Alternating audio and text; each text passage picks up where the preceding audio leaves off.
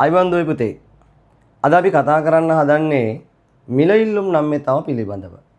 මොකක්ද මිල ඉල්ලුම් නම්‍යතාව කියන්නේ?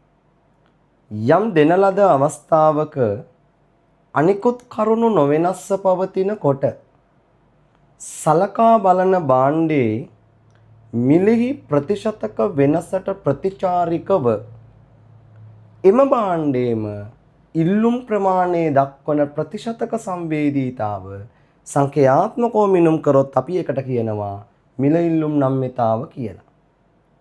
චුට්ටක් තේරුන්නේ නැහැ නේද ඒක? අපි උදාහරණයක් දාලා කතා කරමු. ඔයා හිතන්නකෝ සලකා බලන භාණ්ඩය සීනි කියලා.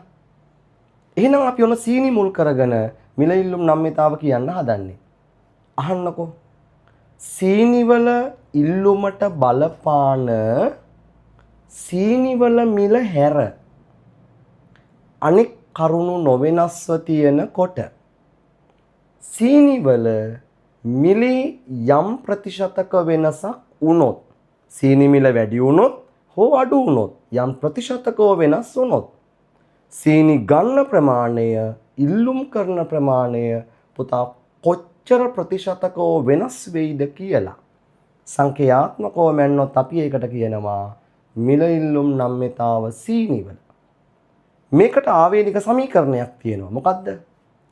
මිල ඉල්ලුම් නම්‍යතාව සමානයි ඉල්ලුම් ප්‍රමාණයේ ප්‍රතිශතක වෙනස බෙදන්න ඕනේ මිලේ ප්‍රතිශතක වෙනසින්. අපි ඕක සීනි වලට දාලා කතා කරමු. කොහොමද එන්නේ? සීනි වල මිල ඉල්ලුම් නම්‍යතාව සමානයි සීනි වල ඉල්ලුම් ප්‍රමාණයේ ප්‍රතිශතක වෙනස බෙදන්න ඕනේ සීනි වල මිලේ ප්‍රතිශතක වෙනසින්.